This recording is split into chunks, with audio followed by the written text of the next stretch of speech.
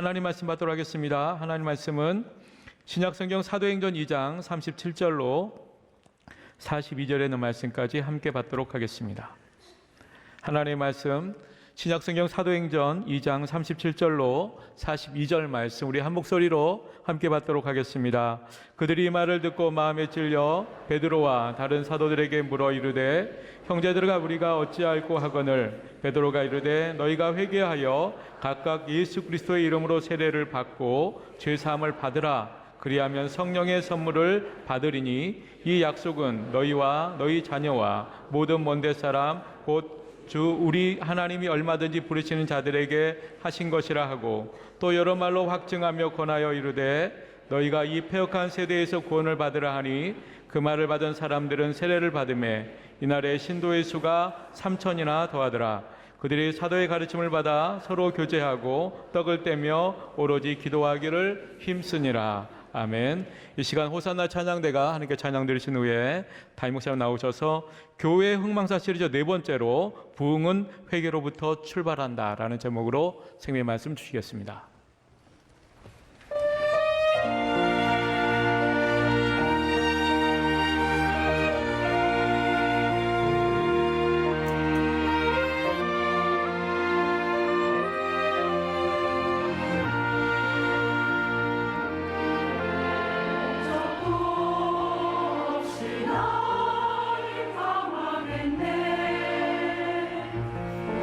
소망도 없이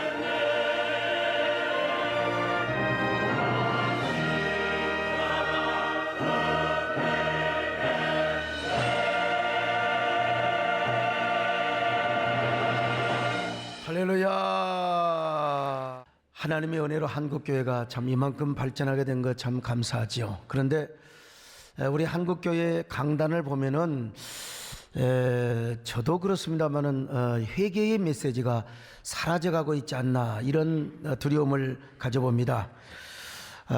특별히 부흥회 때 더 그런 것 같아요. 옛날에는 부흥회 하면 첫날 저녁에 강사 목사님이 오셔서 회개하자 회개의 메시지를 전했습니다.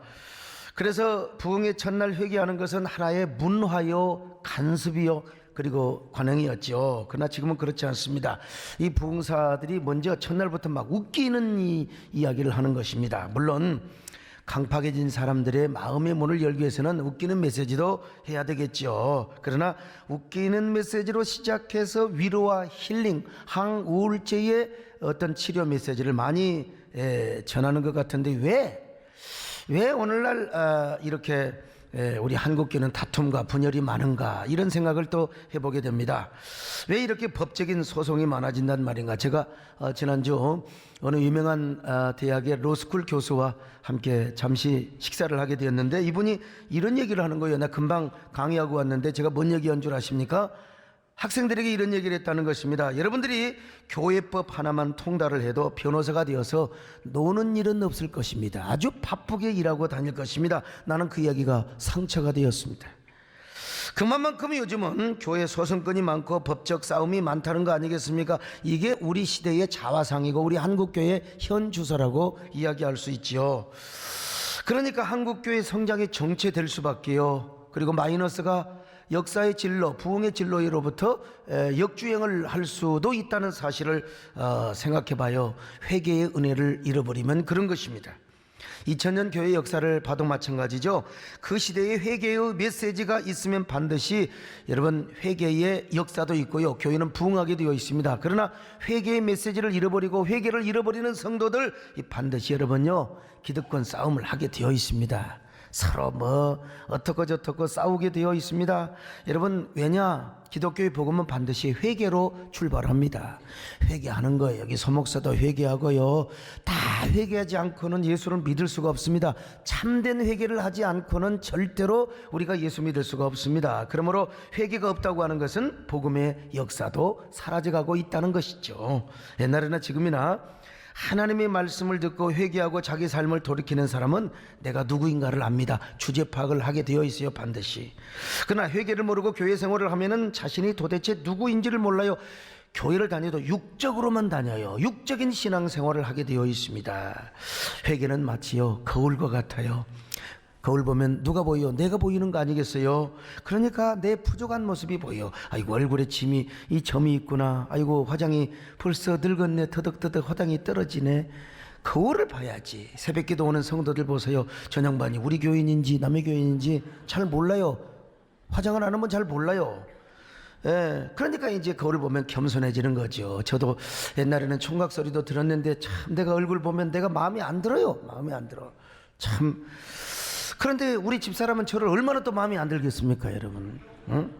그러니까 겸손해지는 거죠. 참 환무심이롱이라고 인생은 그런 거야, 지나가는 거야. 나도 옛날에 팔팔한 젊음이 있었는데 그래서 겸손해지고 주님을 사랑하고 이웃을 사랑하게 되는 거죠. 이런 사람이 많은 교회는 부흥합니다. 여러분 겸손한 사람이 많으면 부흥해요. 옆 사람하고 한번 인사 좀 하세요. 어쩌면 그렇게 겸손하게 생기셨어요? 예? 차마 진짜 멀미가 나서 못하겠는데 그래도 여러분 그래도 겸손해야죠. 그래도 우리가 그렇게 살아가야 돼. 그러나 회개를 안 하는 사람은 맑은 유리와 같아요. 그래서 나는 안 보이고 자꾸 상대방의 단점만 보이는 것입니다. 그러니까 항상 남을 정죄하고 공격하고 싸우게 되는 것입니다. 시기하고 질투하고 누가 그냥 잘났는가 높아졌는가 그러다가 교회는 쪼개져요. 교회가 싸우는 교회가 왜 그래요? 서로 잘나니까 그런 거죠. 이 동로마 교회가 그랬던 거예요. 동로마 교회에 회개라는 게 존재하지 않았습니다. 화상숭배파가 교권을 잃고 쫓겨났을 때 갑바도교에 가서, 지금도 갑바도교에 가면 맨날 그림 바뀌었거든요. 거기서 와신상담을 하며 분노의 칼을 갈아, 저 화상 반대파 저놈들을 내가 가만히 두면 안 돼, 복수에 그냥 칼을 갈고 있었습니다. 여러분 그들이요 복음으로 돌이키면서 우리가 왜 이렇게 교권을 빼앗겼는가, 왜 우리는 이렇게 변방으로 물려갔는가, 그러면서 복음의 본질을 붙잡으면 서로가 함께 교회를 세울 것 아니겠습니까? 그런데 와신상담을 하면서 막 증오와 복수의 칼을 갈고 있었습니다. 여러분, 화상 숭배파야 그랬다고 합시다. 화상 반대파, 오늘날로 말하면 복음주의자들이에요. 그냥 그들의 주장과 그들의 모든 그 논리는 성경적입니다. 그런데 그랬다면 그들이 교권을 잡았을 때 복음을 제대로 가르쳐 줘야 될 거 아니요, 성경을 제대로 가르쳐 줘야 될 거 아니겠습니까? 그런데 자기들 또 교권을 잡으니까 이게 참 재미있거든요. 고소하거든요. 이 교회 안에도 교권이 있어요. 그래서 교권 연장에만 안달부달이 된 거예요. 그러다가 그들이 다시 교권 전쟁에서 밀려나서 저 변방으로 쫓겨났을 때, 아이고, 그들은 얼마나 복수의 칼을 가는지 몰라요. 왜 이렇게 비주류가 되고 변방으로 쫓겨났는가? 자기가, 여러분, 거울을 보면 알 거 아닙니까? 회개를 하면 우리가 뭘 잘못했구나 깨닫고 돌이키면서, 그러고 하나님 앞에 잘못했습니다, 정말로 우리가 잘못했습니다, 그랬으면 좋아. 그런데 그냥 그 분노의 칼을 갈면서 저 화상숭배파 저놈들을 없애는 것이, 그러면 우리의 세상에 올 것이다, 우리가 원하는 교회를 이루게 될 것이다, 그러면서 막 그냥 저놈들을 무너뜨리는 것이 목적이 된 것입니다. 여러분, 요즘 시대를 봐요. 이렇게 분노를 많이 하는지 몰라. 분노, 상처도 집단적으로 받고요, 분노도 집단적으로 하는 걸 봅니다. 막 분노도 확증 편향성이나 선택적 지각에 의해서 그래서 막 쏠림 현상으로 나타나요. 그래 막 이유도 없이 남이 분노하면 나도 분노하는 거예요. 그냥 괜히 교회, 이것이 교회 안에까지 들어와 가지고 막 그냥 정말 이 무서워서. 근데 세상 사람들은 그러더라도 오늘 우리 교인들은 안 그래야지요. 우리 교인들은 사랑이 넘치고 분노하지 말고 우리의 잘못이 어디가 있는가 나를 돌아보고, 또 여러분 돌아봐야 되지 않겠습니까? 우리의 부족함이 어디 있는가. 그래서 내 자성을 내야 되고, 거울을 보게 되면 어떻게 해요? 겸손해지게 되는 거 아니겠습니까? 이렇게 못하는 이유가 두 가지가 있어요. 하나는 뭐냐? 복음을 분명하게 이해를 못해서 그래요. 복음의 능력을 누리지 못하고, 또 하나는 뭐냐? 공동체 의식이 없어요. 그래서 지체의식이나 한몸의식이 없으니까요, 아니 상대방의 문제가 내 문제고 당신 문제가 내 문제가 돼야 되는데 그냥 상대방을 바라보며 분노만 하기 시작하는 거라니까, 막 그냥 성질만 팍팍 내고. 여러분, 이걸 아는 사람은, 여러분, 분노하기 전에 공동체 의식을 알고 복음을 제대로 이해한 사람은 통탄부터 해야죠. 이게 내 문제라는 거예요. 가슴을 치며 내가 먼저 통회하고 자복을 해야죠. 마치 그 일이 내 일인 것처럼, 상대방의 실수가 내 실수인 것처럼 받아주고 포용하고, 이게 그래야 여러분 내가 통회하고 자복하는 마음이 들 것 아니겠습니까? 여러분요, 많은 사람이 저에게 물어봐요. 아이고 목사님, 종신대학교 이사세요? 옛날에 이사했죠. 바빠서 못해요. 이게 하다 보니까요, 참. 근데 어떻게 하다 보니까 제가 이런 사태를 목격하게 된 거예요. 여러분, 총신을 생각하고 교단 상황을 바라보면은 가슴이 참 비어져요. 이게 또 우리 교단의 현실이기도 하고요. 모든 것이 내 탓이고 내 잘못이라고 이루어진다고 우리가 생각하면 참 그러는데, 그런데 여러분, 더 마음이 아픈 것은 뭐냐? 막 이러한 현상을 바라보면서, 막 이런 사태를 바라보면서 막 분노만 하고, 막 과격한 행동을 하고, 막 그냥 그 같은 식구 안에서 서로가 그냥 적으로 생각하면서, 나 이런 걸 보면 내가 너무나 마음이 아프다는 거예요. 나름대로 그들에게도 나름대로 정의감이 있으니까 그러겠죠. 의협심이 있으니까 그러겠죠. 그러나 의협심 이전에, 정의감 이전에 우리는, 여러분, 내 주제 파악을 알아야 돼요. 너 자신을 알아야죠. 나 자신을. 그래서 통회하고 자복하는 마음이 있어야 돼요. 상한 마음이 있어야 된다니까요. 나는, 여러분, 우리 어머니 아버지가 어릴 때부터 워낙 많이 싸우셔서 나는 싸우는 꼴을 못 봅니다. 절대로. 그래서 화목하는 목회를 하고 제가 사랑하는 목회를 하지만, 정말 여러분은 언제나 화목한 사람이 되시기를 축원합니다. 낮아지는 사람이 되시기를 바랍니다. 상대방의 허물을 바라보면서 가슴 아파하고 애통하는 마음을 가지셔야 돼요. 낮아지고 섬기고 품을 수 있는 사람이 되시기를 주님의 이름으로 축원합니다. 낮엔 내처럼 밤엔 달처럼 그렇게 살 수 없을까? 우리가 그렇게 살게 하여 주시옵소서. 낮엔 내처럼 밤엔 달처럼 살 순 없을까? 욕심도 없이 어두운 세상 비추며 온전히 남을 위해 살듯이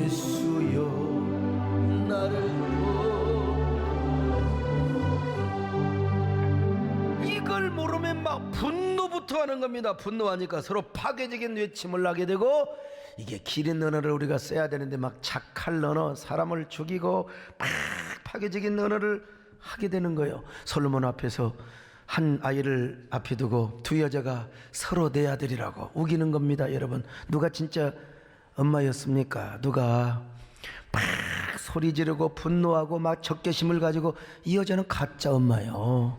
모든 걸 양보하는 겁니다. 차라리 네 아들이라고 해라. 어떻게 그 아들을 찢어 죽이느냐 이거요. 눈물과 연민과 애통함을 가진 여자가 그 아이의 진짜 엄마가 아니었던가요? 근데 오늘 왜 이 시대 우리 사회, 심지어는 우리 교회까지도 왜 그렇게 에덴의 동쪽과 같은가? 분노하고 끊임없는 파열과 균열이 생기며 소용돌이를 일으키며 다툼과 부정, 그리고 이 부정적인 악순환이 막 끊임없이 되는 것을 여러분 보게 됩니다. 왜 그래요? 가짜들이 많아서 그래요. 진짜는 진짜인데 이게 복음의 진짜 의미를 모르고, 이게 주지 파악을 모르니까, 공동체의식이 없으니까 가짜처럼 살아가게 되는 겁니다. 가짜처럼 살아가게 되는 이유가 뭐냐? 처음 사랑을 잃어서 그래요. 처음 사랑. 그래서 예수님은 에베소 교회를 향하여 처음 사랑을 버렸다고 책망하시면서 그 사랑이 어디서 떨어졌는가 회개하고 돌이키라는 겁니다. 그러니까 처음 사랑을 잃어버리는 것도 죄라는 거죠. 이걸 회개하고 돌이키라는 것입니다. 자, 계시록 2장 4절로 5절입니다. 시작. 그러나 너를 책망할 것이 있나니 너의 처음 사랑을 버렸느니라. 그러므로 어디서 떨어졌는지를 생각하고 회개하여 처음 행위를 가지라. 자, 여러분, 처음 행위를 잃어버리고 처음 사랑을 잃어버린다는 거, 여러분, 이것도 회개의 대상이 된다는 것입니다. 처음 사랑이 없으면 다 그렇게 되는 겁니다. 처음 사랑, 회개가 없게 되는 것이고, 회개가 없으면요, 하나님을 사랑하는 마음도 없고, 형제를 사랑하는 마음도 없고, 교회를 사랑하는 마음도 없고, 교회 와서 으름장 놓고 내가 소리 지르고 내가 말이야 왕초 노릇하려고, 목사도 이겨먹으려고 고개 숙이고 있는 사람들은 지금 고개를 드셔야 돼요. 다 옛날에 전과자라고 할 수 있어요, 여러분.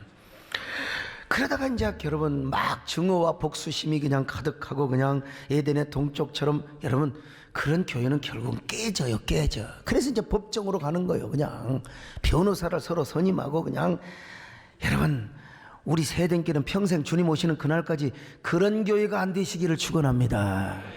그런 교회가 안 되시기를 축원합니다. 예. 자, 그러니까 우리 예수님도 에베소 교회를 향하여 회개하고 돌이키지 않으면 촛대를 옮긴대요. 촛대를 옮긴다는 겁니다. 자, 계시록 2장 5절입니다. 시작. 만일 그리하지 아니하고 회개하지 아니하면 내가 내게 가서 내 촛대를 그 자리에서 옮기리라. 자, 그러면 여러분 우리 분노하지 말고, 항상 특별히 우리 중직자들, 우리 장로님들, 또 우리 안수 집사님들, 교역자들, 우리 교회에서 봉사하시는 분들, 절대로 소리 지르면 안 됩니다. 교회 와서는 그냥 네 하는 게 좋아요. 나 우리 집사람 좀 네 좀 있으면 좋겠어요. 뭐라고 하면 왜요? 그러고 있어요. 아유, 정말 어쩌면 그렇게 좀 목사님 알았어요 그러면 얼마나 좋겠습니까? 우리 오늘 또 은수미 의원님이 오셨는데, 그런데 네 하면 좋아요. 교회에서 그렇게 할 수 있으면 소리 지르는 습관 막 이런 거 절대 안 됩니다. 회의하다가도 소리 지르면 절대 안 돼요. 그냥 네 하면 좋습니다. 옆 사람 보고 인사 좀 하세요. 네. 소리 지르기 전에 나는 어떤 사람인가? 남을 비유하고 소리 지르고 공격하면 막 내 영혼부터 막 절대로 파괴됩니다. 그리고 이런 사람에 의해서 누군가를 막 흠집내고 막 공격하고 그러면 이게 반복하면은 이게 뭐요? 나쁜 바이러스가 딱 사람 인간관계에 이게 틈타게 되는 거예요.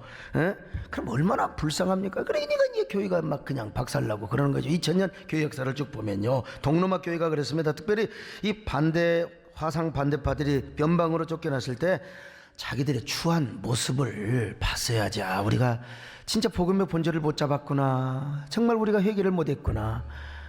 얼마나 여러분 주의종이 그러지 않아요? 막 신학교 갈 때는 막 펑펑 울고 부름받아 나사님은 어디니 가오리다. 가지고 몇십 년 되니까 말이야, 부름받아 나사님은 어디가 있어 말이야. 이 교권 전쟁, 하나님 앞에 얼마나, 이게 바리새인이죠. 이게 오늘날 서기관이지. 우리 속에서 진정한 감격과 진정한 사랑이 없으면 다 그렇게 되어 있어요. 그래서 회개는커녕 이 사람들이 증오, 분노가 폭발해서 누구를 끌어들였느냐? 마침내 외부 세력을 끌어들이는 거예요. 외부 세력. 그게 바로 누구냐? 그게 바로 누구냐면 오스만 튀르키족들 이슬람의 세력을 끌어들인 거예요. 왜? 저 동로마 콘스탄티노플 안에 있는 교권 세력을 무너뜨리려면 내 힘 가지고는 안 돼요. 그래서 끌어들인 거예요. 끌어들여. 오늘날도 교회 개혁하는 건 좋아요. 얼마든지 우리 개혁합시다, 여러분. 예? 내가 개혁을 못해서 환장인 사람이요. 그런데 어떤 교회 보면은 자기 힘으로 안 되니까 저 교회 주동 멤버들을 끌어들이려니까 외부의 시민단체를 끌어들이고, 참이 얼마나 비참한 일입니까? 그래서 결국은 어떻게 됩니까? 통로마 교회가 다 망해버렸어요. 존재 자체가 없습니다. 깨졌어요. 작살났어요. 저는 이런 얘기를 할 때마다 우리 총신 문제를 떠오르지 않을 수가 없고, 또 총신 문제를 생각할 때마다 이런 과거의 역사가 안 떠오를 수가 없어요. 내 머릿속에 있는 게 그거니까요. 여러분, 우리 총신대학의 문제도 몇 번의 대화를 할 수 있는 기회가 있었습니다. 저는 그 기회를 잘 선용해야 된다고 주장했던 사람이었습니다. 그러나 저는 아직 제가 임원 활동도 안 하고, 사실 저는 교단 바깥의 일들, 한국교회 생태계를 보호하고 참 지키고, 그런 면에서 반기독교적인 정서와 대화하고, 또 어떨 때는 또 싸우고, 이런 일을 했단 말이죠. 그러다 보니까 교단 안의 일들은 제가 깊이 관여를 못했어요. 그러다가 이런 사태를 눈으로 볼 수밖에 없었어요. 이게 얼마나 안타깝고 분통이 터지는지 몰라요. 다 이런 얘기들이 공영방송에, 온갖 포털 사이트, 일간지에 다 나가는 걸 보면서 참 이건 뭐냐, 우리 모두의 책임이다. 우리 모두의 책임이다. 그러니까 우리 모두가 회개해야 돼. 이건 누구의 문제라고 생각해서는 안 됩니다. 저도 회개해야 되고, 우리 교단 안에 있는 모든 목사와 장로들이 다 회개해야 되고, 그리고 여러분도 회개해야 돼. 왜? 여러분도 바로 우리 같은 교단 안에 있기 때문에 그렇습니다. 지금이라도 우리가 회개하고 기도하면 하나님께서 우리를 불쌍히 여겨주실 줄로 믿습니다. 다시 일어날 수 있는 기회를 허락해 주실 줄로 믿습니다. 여러분, 왜냐하면 기독교 2000년 역사를 보면요, 회개의 역사가 있는 곳에는 반드시 부흥의 역사가 따랐습니다. 기독교 2000년 역사에 부흥의 출발은 회개고, 회개가 모든 부흥의 첩경이었어요. 이것은 심령의 부흥도 첩경이지만 교회 부흥도, 여러분, 회개가 있어야 돼요. 회개 없는 복음이 있을 수가 없어요. 특별히 초대교회가 그랬습니다.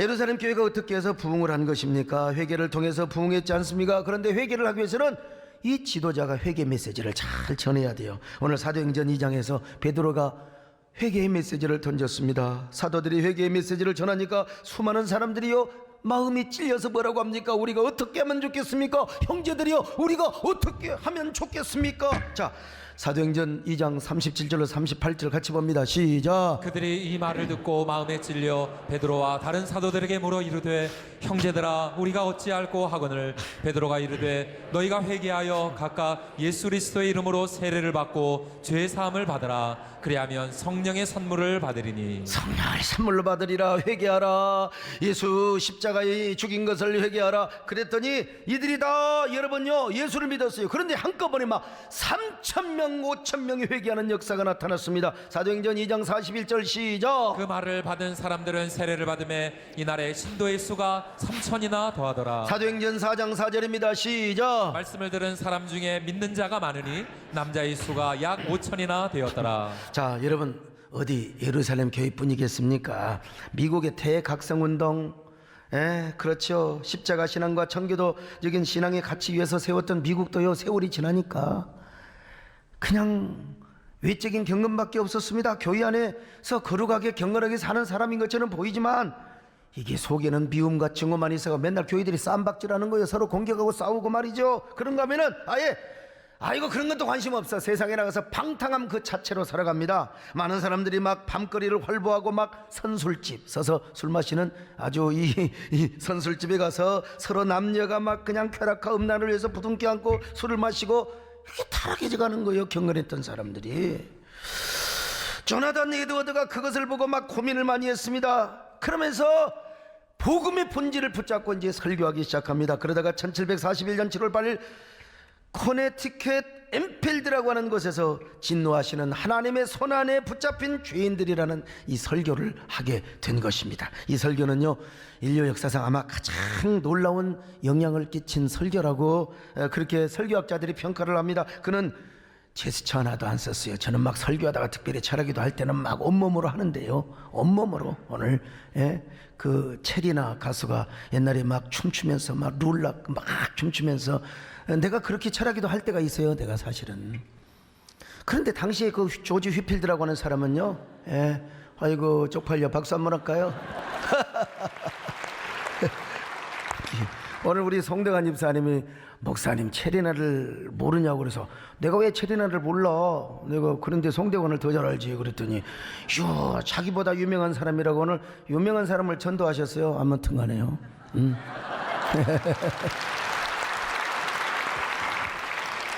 그런데 조지 휘필드는요 막 여러분 하나님은 여러분을 사랑하십니다 이렇게 막 그래 쇼맨십이라도 있는데 이 조나단 에드워드는 그냥 원고를 읽어갔어요. 그냥 쓰는 대로 그냥 읽어갔어요. 그랬는데 세상에 그렇게 설교를 하는데 뭐 어떤 사람은 소리 없는 눈물을 흘리기도 하고 어떤 사람은 막 흑흑흑흑 하면서 울기도 하고 어떤 사람은 막 괴성을 지르며 으아 하면서 회개를 하기도 하고 어떤 사람은 지옥에 떨어질까 봐서 의자를 붙잡고 흐느끼는 사람들이 있었어요. 원고만 읽어가는데 내가 어떻게 다 원고를 다 읽어줄 수는 없지만은 이 잠깐 거기에 일부분만 여러분들에게 소개를 하는데요. 자, 이제 조나단 에드워드의 설교가 시작됩니다. 여러분은 지옥의 구덩이 위에서 하나님의 손에 매달려 있습니다. 여러분은 불타는 구덩이에 들어가야 마땅한 자들이며 하나님께서는 여러분을 추놈하게 꾸짖고 계십니다. 마귀는 여러분을 기다리고 있으며 지옥의 문은 활짝 열려 있습니다. 여러분들에게는 피난처가 없습니다. 여러분이 이 땅에 살아가고 있는 순간순간들은 전적으로 여러분들을 붙들고 계시는 진노하시는 하나님의 인내의 손에 의한 것입니다. 처참한 세계 펄펄 끓어오르는 유황불못은 여러분의 발밑에 넓게 펼쳐져 있습니다. 그곳에는 하나님의 진노의 불꽃이 활활 타오르고 있습니다. 그 지옥에는 여러분들이 디디고 설만한 발판이나 붙잡고 매달릴 만한 손잡이도 없습니다. 여러분과 지옥 사이에는 허공 위에 아무것도 없습니다. 지금 즉시 여러분을 그곳에 떨어지지 않도록 붙잡고 있는 것은 오직 하나님의 능력과 그분의 선하신 의지밖에 없다는 사실을 기억하십시오. 여러분이 처해 있는 위험천만한 상황들을 잘 보십시오. 여러분이 있는 곳은 거대한 진노의 용광로이며 진노의 불꽃이 활활 타오르는 넓고 바닥이 없는 구덩이입니다. 어떤 중보자에게도 요구하지 않는 여러분은 자신을 구원할 방도가 전혀 없으며 하나님의 진노의 불도 끌 수 없습니다. 그러나 지금은 하나님께서 여러분에게 은혜를 베푸실 준비를 하고 계신 때입니다. 지금은 은혜의 때이며 은혜를 구하기 위해서 부르짖을 수 있는 때입니다. 이때가 지나고 나면 여러분의 처참한 울부짖음도 아무런 쓸모가 없게 됩니다. 그러나 여러분은 지금 특별한 기회를 부여받았습니다. 지금은 그리스도께서 은혜의 문을 활짝 열어놓으시고 큰 소리로 불쌍한 죄인들을 부르고 계십니다. 지금 당장 회개하고 주께 돌아오십시오. 이제 깨어서 다가오는 진노의 심판을 피하십시오. 전능하신 하나님의 진노가 지금 분명히 거듭나지 아니한 모든 죄인들 위에 떨어질 준비를 갖추고 매달려 있습니다. 소돔으로부터 빠져나오십시오. 내가 이게 읽어주니까 흑흑하는 사람도 없어요. 나는 오늘 또 의자 붙잡고 막 지옥 가면 어쩔 사람이 있을지 모르는데 둘 중에 하나입니다. 내가 잘 설교를 못했거나 아니면 여러분이 지나친 의인이거나. 여러분, 이 한편의 회개 메시지에서부터 점화된 회개 운동이 뉴 잉글랜드 지역에서부터 쫙 동부 일대를 그냥 완전히 강타합니다. 그리고 이 회개 운동은 부흥 운동으로 발전하게 됐지요. 여러분, 우리 시대에도 이런 회개 운동이 일어났으면 정말 좋겠습니다. 그리고 이 회개 운동이 부흥 운동으로 확산되었으면 정말 좋겠습니다. 한국 교회가 다 그랬으면 좋겠어요. 다 하나 되었으면 좋겠습니다. 회개하고 다투던 교회가 하나가 되며 다 우리가 교회를 사랑하지 못하고 하나님을 사랑하지 못하고 형제를 사랑하지 못한 것들을 회개하는 회개 운동을 같이 했으면 좋겠어요. 여러분들이 이런 기폭제가 되시기를 바랍니다. 불씨가 되시기를 바랍니다. 혹시라도 방탕하고 음란한 죄를 짓고 왔으면 여러분 회개하시기를 바랍니다. 또 그렇지 않더라도 선악과를 선택하고 또 하나님을 사랑하지 않고 교회를 사랑하지 않고 형제를 사랑하지 못한 거 있으면 회개하시기 바랍니다. 여러분, 우리 한국교회 상황을 바라보면서 이 민족의 모습을 보면서 우리는 회개해야 됩니다. 다 누구의 잘못이요? 우리의 잘못이라. 옛날 고인이 되었지만 박윤선 박사님은 신문을 보고 어떤 사람은 신문 보고 막 분노하고 이런 쓰레기 이런 뭐 하잖아요. 그분은 신문을 탁 보고요, 신문을 접어놓고 무릎을 꿇고 엉엉 울며 하나님, 내 죄값입니다. 내 탓입니다. 내가 기도하지 못했습니다. 다 내 때문에 이런 일이 벌어졌습니다. 여러분, 그분은 한국교회가 추앙하는 성자요, 성자 중에 성자 같은 학자였는데 오늘 우리에게 이런 마음을 가지시기를 바랍니다. 그래야 우리 한국교회가 삽니다. 우리 세련교회가 삽니다. 여러분의 가정이 삽니다. 여러분, 이런 회개의 선구자들이 되시기를 바랍니다. 이런 착한 에노바이러스가 되시기를 축원합니다.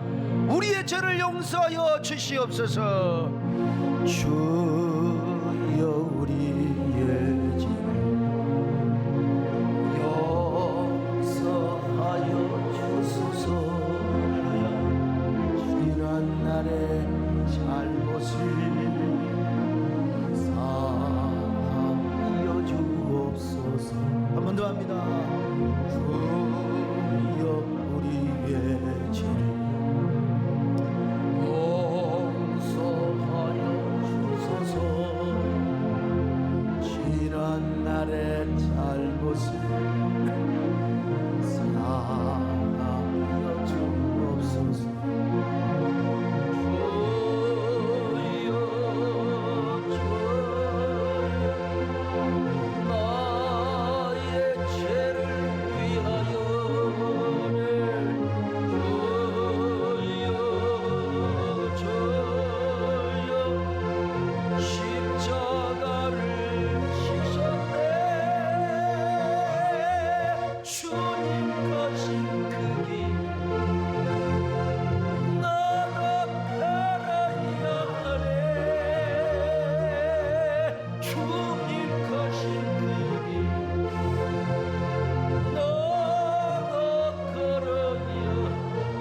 평양 대부흥운동도 마찬가지입니다. 이 회개운동은요, 선교사들이 먼저 시작한 거예요. 선교사들이. 이 선교사들이 와서 보니까 우리 조선 민족이 너무 가난하고 불쌍하고 그냥 아이고, 특별히 저 평양 일대에 그냥 주색 잡기, 그냥 기생집 얼마나 많은지. 그래서 특별히 백인 우월주의 사상 때문에 우리 민족을 좀 무시했던 것 같아요. 근데 이게 전도가 되나?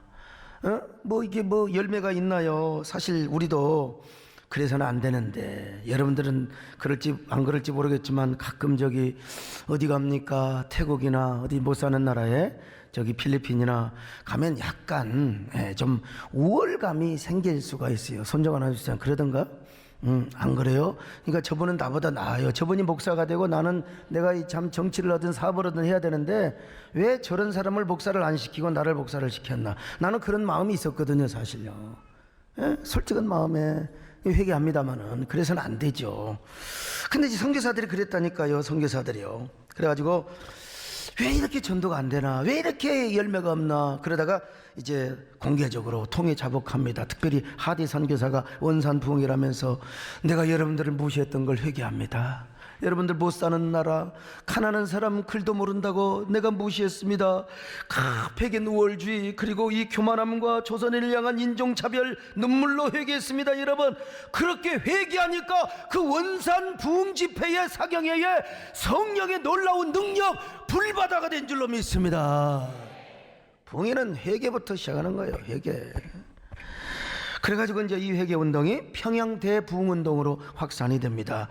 1907년 1월 2일부터 15일까지 평양 장대연 교회에서, 난 지금 정대연 교회를 옛날 평양에 가서 가봤더니 거기는 또 이미 이제 교회가 무너지고 다른, 참 마음이 아팠는데요. 어쨌든 평안남도 사경회가 열렸는데 그때 길선주 장로가 돈 100원 떼먹은 것에서부터 회개를 합니다. 여러분, 장로가 그때 지금 아마 100원이면 지금 1억 원은 될 겁니다. 그 성도들 앞에서 장로가 눈물로 내가 100원 떼먹었다고, 내가 친구 돈을 떼먹었다고 회개를 하기 시작하는 거예요. 그러자 거기에 은혜를 받은 사람들이 다 첩질하고 기생질하고 그리고 도둑질하고 간음하고 그냥 저녁에 시작한 집회가 이튿날 새벽 5시까지 시간의 흐름도 잊은 채 은혜를 사모하며 회개를 하였습니다. 그랬을 때 마가다락방에 임했던 저 성령의 불길처럼 여러분 평양에 놀라운 부흥의 역사가 여러분 저 위대한 역설적 거룩한 이 퍼펙트 스톰이요 이런 그 급하고 강한 바람 불길이 그냥 그 장대인 교회에 임해가지고 말이죠 놀라운 역사가 나타나요. 그래서 기생집이 문을 닫고 술집이 문을 닫고 평양에 놀라운 역사가 나타났던 것이 그리고 이 회개운동이 한국교회 부흥운동뿐만 아니라 세계 선교에 이르는 놀라운 영향을 미쳤던 것입니다. 여러분 오늘 그러므로 교회가 살기 위해서는 반드시 흥하는 교회는 반드시 회개가 있고요 망하는 교회는 회개는 없고 날마다 다툼과 싸움밖에 없어요. 여러분 항상 주님 앞에 나와서 우리 교회는 회개를 앞세우는 그런 교회 되시기를 축원합니다. 물론 저는 그렇다고 해서 오늘날도 전부 다 죄를 자백해라 공개적으로 죄를 고백해라 그렇게 말하지는 않습니다. 과거는 과거고 문화와 흐름이 다른데 지금 요즘 상황 삶의 배경이 다르는데요 여러분 나와가지고 우리 장로님이 나와서 아이고 제 목사님 제가 30년 전에 제가 이런 짓을 했습니다. 그럼 또 어떻게 되겠어요? 가정이 개판되는 거지. 그냥 여러분 또 여자분들 나와가지고 막 목사님 제가 이랬습니다. 그러면 여러분 한동안에요 한국교회에 쓰러지는 그 쓰러짐 집회가 유행했습니다. 자기도 모르게 막 치마가 올라간지도 모르고 막 교회에서 그냥 지었던 죄를 다 회개하고 그걸 또 남편이 알고 부인이 알아가지고 가정 깨지고 교회 깨지고 여러분 한국교회가 상당히 타격을 받았습니다. 저도 구미동교회 시절에 서울대병원 앞에 그때 이제 어느 여자 강사가 꼭 좀 강단에 세워달라고 선배 꼬름하게 생기고 남편이 또 기도원 원장이고 그래서 제가 한번 하루 저녁 세워드렸는데 갑자기 사람들을 불러내더니 막 그냥 샥 하는 거예요. 여러분 제가 막 샥샥 하면 또 참 그런 사역은 안 해야죠. 인격적으로 사역을 해야지. 아니 나온 사람이 그냥 싹 싹하니까 그냥 팍팍 다 넘어져 버려요. 왜 저를 또 험악하게 보시는지 모르겠어요. 내가 아니고 그분이 했다니까. 예. 그래가지고 이제 그분이 그날 좀 스봉을 입고 오셔야 되는데 스봉이나 바지나 뭐 다 그 짧은 치마를 입고 오셔가지고 그냥 바지가 다 올라가가지고 막 야! 하고 그냥 하는데 내가 못 봐주겠어요. 막 죄진 걸 고백하고 하는데 뭐 그래서 딱 중지시켰어요. 일어나 정신 차리죠. 그리고 강사 그만하세요. 그만하시고 가서 기도원에서 하세요. 교회에서 신도시에서 이렇게 겪는 거 아닙니다. 예. 제가 잘했든지 못했든지 천국 가서 이제 제가 뭐 야단 맞든 아무튼 간에 칭찬 받든 할 텐데 또 한 번은 제가요 전도 훈련을 아주 빡세게 전도 훈련 시키는 것에 제 모든 자존심 다 내려놓고 나는 지금도 배울 게 있으면 다 누구에게나 배웁니다. 공부하러 제가 어떻게 저렇게 전도를 잘 시키는가 공부하러 갔어요. 훈련 받으러.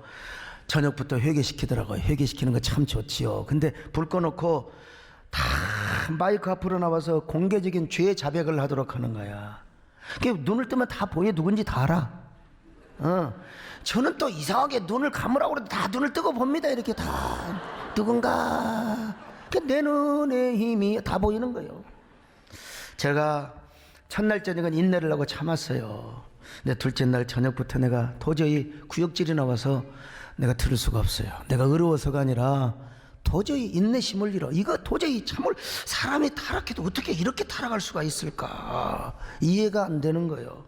그래가지고 구역질을 하면서 바깥으로 나왔습니다. 그랬더니 주최 측에서 들어가자고 난 구역질이 나서 도저히 제가 요즘 생각은 좀 다르죠. 미투 운동이 벌어지고 변태적인 성폭행이 드러나면서 저런 사람은 저렇게라도 회개를 해서 사람을 새 사람으로 만든다면 그거는 괜찮겠구나 이런 생각이 들어요. 자 그런데요 그렇게라도 회개를 시켜야 되지 않았는가 이런 생각을 제가 해봐요. 그때 그분들하고 절교를 했는데 그 전도 운동하는 단체도 없어졌습니다. 지금은. 그러나 아무리 그렇게 새 사람을 만들고 그런다 하더라도 오늘날 이 도심 교회에서 그렇게 공개적인 죄 자백을 하고 죄 고백을 하는 것이 과연 옳은 것인가?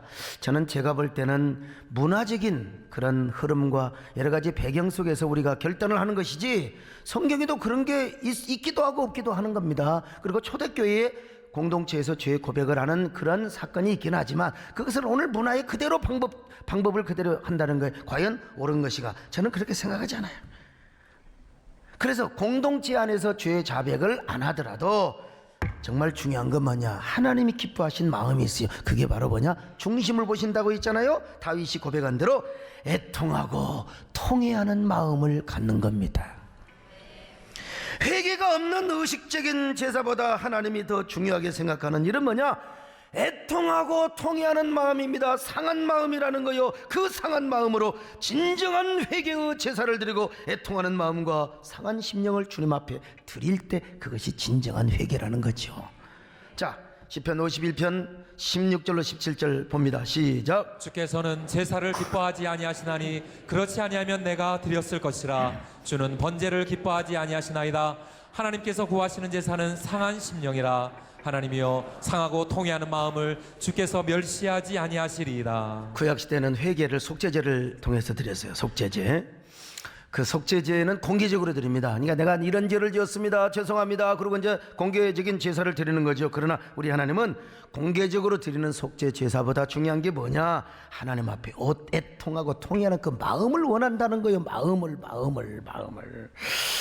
공중 앞에서 죄를 안 드러나고 이게 중요한 것이 아니라는 겁니다. 오히려 하나님 앞에서 자신의 죄를 그래서 다윗은 뭐라고 그랬어요? 내가 죽게만 범죄해야 하였다고 그래서 죽게만 범죄. 그러니까 그러면 사람 앞에 지었단 말, 그 말이 아니고 진정한 상한 마음과 통회하고 그리고 애통하는 마음을 하나님 앞에 드리라는 거지요.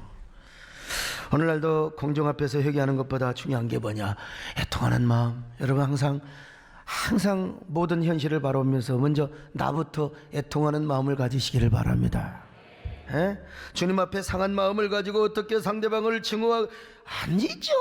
여러분 정말 상한 마음을 가지고 있는 어떻게 상대방을 증오하고 여러분 하겠습니까? 내가 죽일 놈이고 내가 죽일 여자인데 어떻게 끊임없는 싸움과 다툼을 하겠습니까? 여러분 상한 마음을 가지고 있는데 어떻게 교만한 마음을 가지고 교회 와서 소리를 지르고, 여러분 어떻게 애통하고 또 통회하는 마음을 갖고 상한 마음을 갖고 있는데 막 이 세상을 향하여 막 정지하고 그렇게 착할 언어를 우리가 함부로 사용하겠습니까? 상한 마음이 있으면요, 주님을 사랑하고 교회를 사랑하고 주의 종을 사랑하고 형제를 사랑하고, 할렐루야, 다 우리가 자매를 사랑하며 섬기는 아름다운 공동체를 이룰 수가 있습니다. 여러분 언제나 여러분은 애통하고 통회하는 마음을 가지시기를 축원합니다. 내 잘못뿐만 아니라 남의 잘못도 내 잘못으로 여기면서, 그렇지만 상대방의 잘못과 실수를 보고도 애통하는 마음을 가지셔야 돼요. 상한 마음을 가지시기 바랍니다. 결단코 상대방의 실수와 허물을 까발리지 마시고 들추지 마시고 다 품어요. 여기에 보여 생명의 역사가 있습니다. 여기에 기적의 역사가 있습니다. 여기에 부흥의 역사가 있음을 믿으시기를 바랍니다. 주께 두 손 모아 피나 그 시은 청배 부서 알고는 이 어찌 아니 비춰주소서.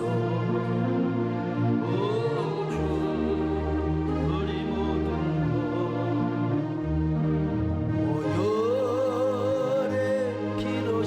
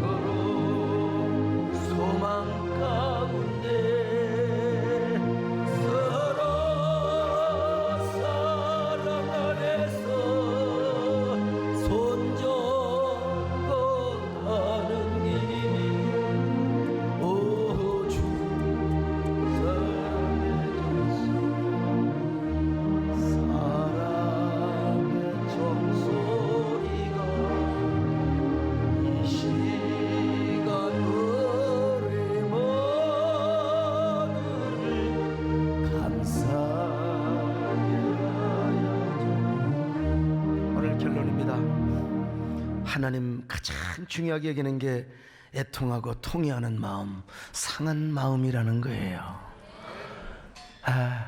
얘기를 할까 말까 하다가 여러분, 공중 앞에서 죄를 자백하는 거 여러분 앞으로 이제 조심하셔야 됩니다. 사실 우리 남진 장로님 젊을 때 얼마나 화려하셨어요. 얼마나 화려하셨어요. 근데 사실 여쭤보고 싶어도 미안해서 못 물어보는데 제가 젊을 때 이랬습니다. 그럼 어떻게 되겠어요, 여러분? 곤란하지. 오늘 상한 마음으로 주님을 섬기고 교회를 섬기시기 바랍니다. 특별히 교회 창립 30주년을 맞이해서 다 이런 처치 플랜트가 되시기를 바랍니다. 킹덤 빌더가 되시기를 바랍니다. 다 이렇게 해서 심령이 흥하고 교회를 흥하게 하며, 그리고 교회가 흥해야 민족이 잘 되고 국가가 잘 됩니다. 여러분 모두 다 이런 성도 되시기를 주의 이름으로 축원합니다. 하나님 아버지 고맙습니다. 우리 모두 이런 아름다운 회개의 선구자들이 되게 하시고 아름다운 처치 플랜터들이 되게 하여 주옵소서. 예수님의 이름으로 기도 올리옵나이다. 아멘.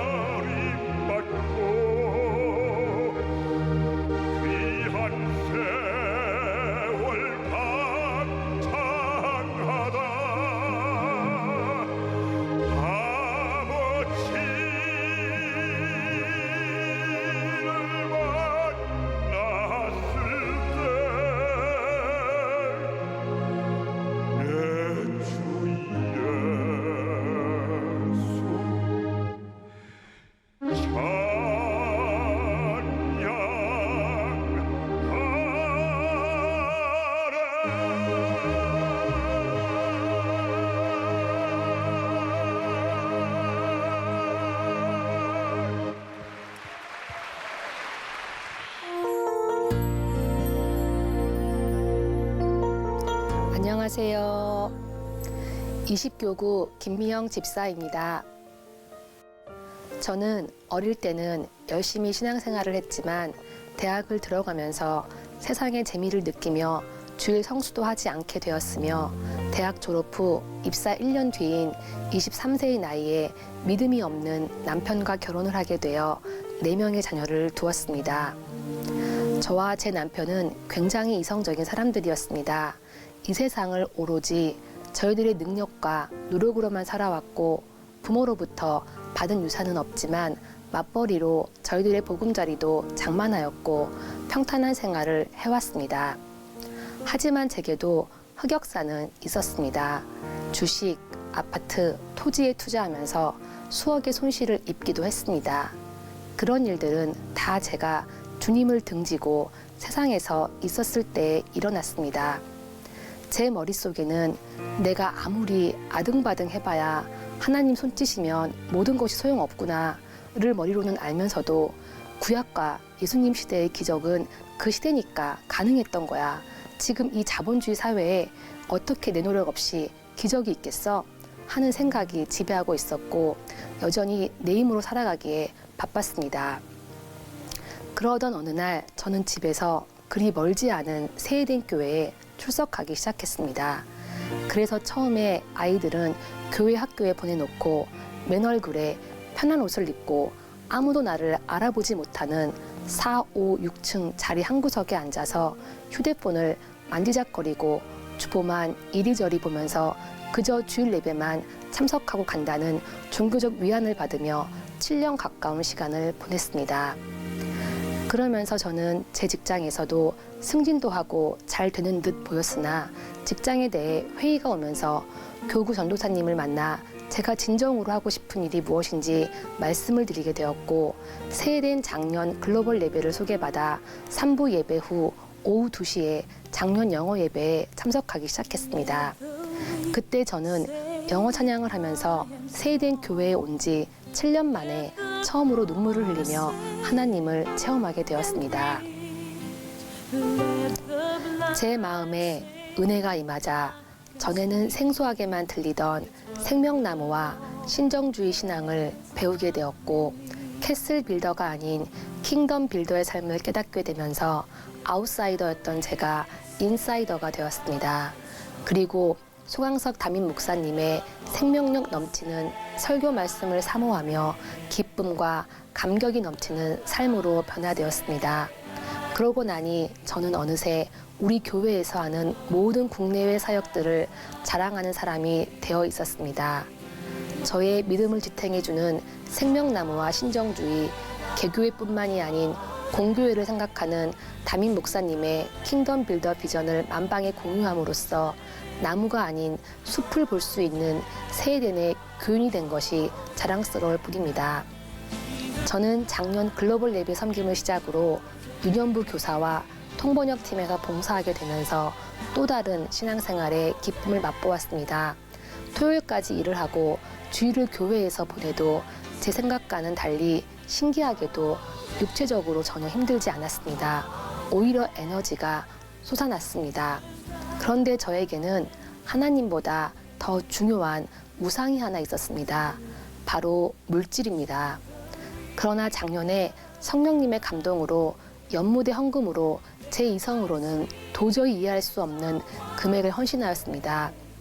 11조도 드리기 시작했고 하반기에 몇 번 빼먹긴 했지만 12월 말에 밀렸던 11조도 감사함으로 드렸습니다.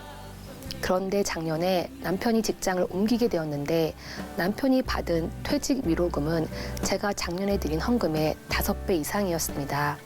그러고 나니 하나님께서 저에게 더 큰 복을 부어주셔서 아들은 건강하게 군대에 있고 큰딸은 하나님의 은혜로 예비번호를 받지 못해서 기대도 안 하고 있었던 이화여대 한국음악과에 입학하게 되었고 지금 제 큰딸은 세해된 국악 찬양단으로도 섬기고 있습니다. 요즘 저는 전에는 이해 안 되었던 다 하나님의 은혜야 라는 집사님들의 말의 의미를 이제는 이해할 수 있습니다. 또한 남편의 구원을 위해서도 계속해서 기도하고 있습니다. 너무도 부족한 제게 간증의 기회를 주신 담임 목사님께 감사드리고 하나님께 모든 영광 올려드립니다. 감사합니다.